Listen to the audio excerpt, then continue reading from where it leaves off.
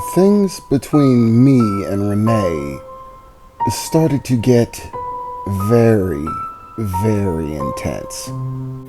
As things progressed, I started to feel my heart pounding out of my chest. I was racing for breath. I mean, I've had some sessions before, but this was pushing the bounds of the most intense that I'd ever been in, and going very far. Our hands were basically all over each other. It was wild, untamed. It felt like we just started doing things. Like, normally, I try to maintain myself fairly well, but for whatever reason at the time, I felt like I was out of control. And Renee wasn't any different. We just kept pushing farther and farther. And then everything just went dark. It wasn't like being knocked out or something like that. I've actually been knocked out before. A good hit in the martial arts can do that sometimes. But this wasn't like that. I was in the middle of the intense exchange, we'll call it, and suddenly I just don't remember anything. Everything went dark, and it was like going asleep instantly. But I finally came to. And when I did, I was startled to find Renee's mother glaring me in the face. "Did we have a nice nap?" she said, less than an inch away from my face. "What the?" I shouted, completely unprepared for that turn of events. I tried to back away for a moment, only to find that I was leaning against a wall, looking down to find Renee in my arms. We were both still fully clothed, of course, but there she was, sleeping in my arms. And as I looked around, I found that we weren't in the park anymore. My eyes darting in a panic all over the place, trying to figure out what happened. As I took in the sights, the place where we were was, well, evidently clear. I don't know how or why, but somehow me and Renee ended up back at her family mansion, with her mother over us staring daggers at me. "Okay, I'm a little confused here. Could you perhaps explain what's going on?" I said, with a shake in my voice, pressing myself against the wall to try to get some space from Renee's mother. Of course, there being a wall, it was completely ineffective, as Renee started to stir from her sleep. She said, yawning a bit, and starting to look up at me. "Oh, you're awake," Renee said, as she began to hug me tightly. "Renee, what's going on? How did we get here? And your mom is right there." "Oh, don't worry about it. Everything's fine. I'll explain what happened. But you're going to need to try to stay calm. This might freak you out a bit." "I think I'm already thoroughly freaked out, Renee," I said, as she released her hug and began to stand up, lowering her hands to offer me a hand up.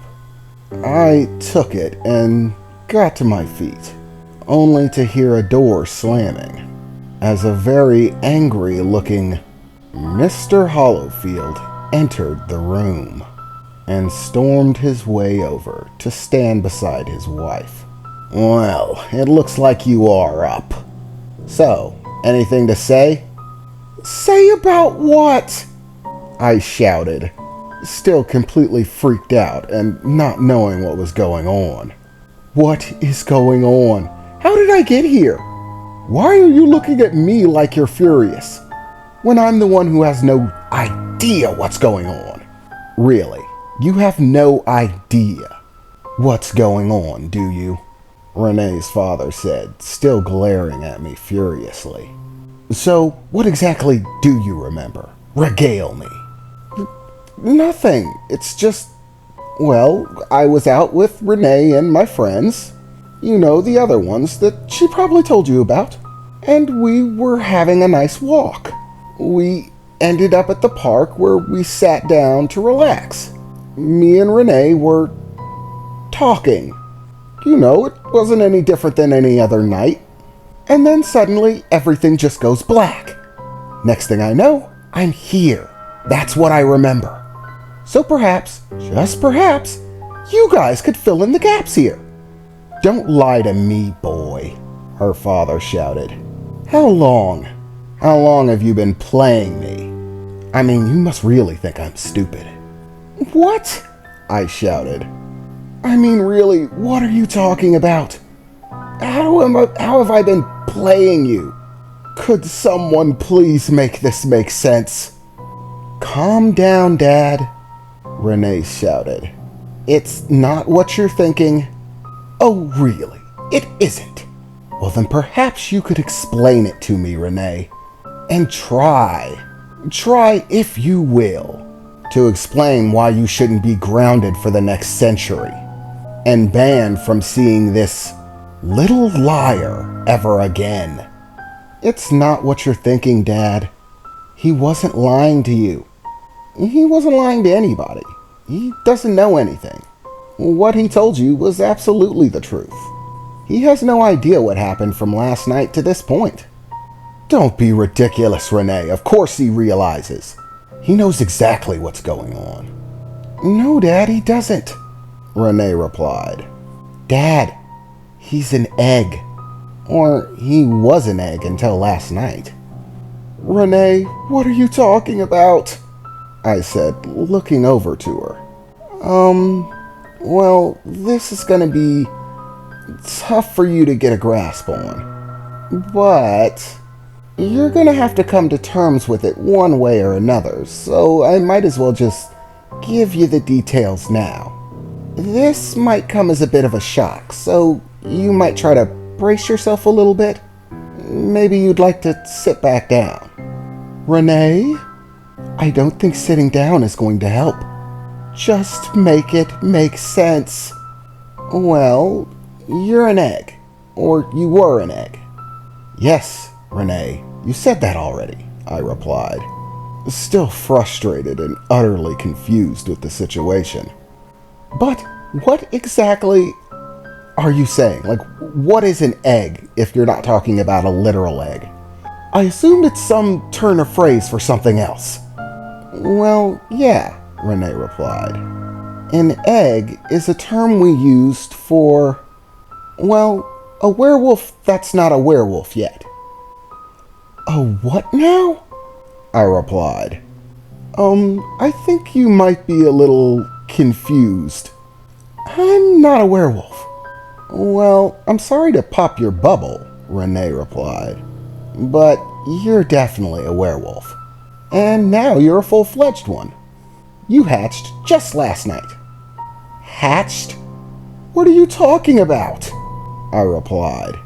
Well, not all people become werewolves in the same way. There are people who are born werewolves. There are people who are turned into werewolves. And then there are people like you. We call you eggs. Eggs are people who are descendant from werewolves. Basically, somewhere down the line in your family tree, a woman had a relationship with a werewolf and got pregnant and had a baby, of course. Whenever a male werewolf meets a human woman and the human woman gets pregnant, her child carries what you might call a seed or an egg. It's a spiritual endowment, basically the essence of what a werewolf is. This seed or endowment travels down through the generations, slowly maturing as time passes by, each generation getting stronger and stronger, until eventually coming in contact with something that sparks it, gives it a reason to hatch, at which point that person becomes a werewolf, just like the one that they were descended from. But until they actually hatch, no one, including them or anyone else, is aware that they're a werewolf. Not even other werewolves can sense it. It's just something buried deep down in there, woven into the fabric of your soul.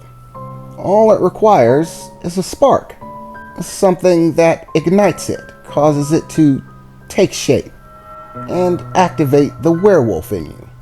And our, well, activities last night, plus the moon overhead, triggered the transformation. I mean, I knew that interactions between werewolves of that variety could connect the souls of two werewolves if they felt enough affection for one another. But until now, I didn't know that it could hatch an egg.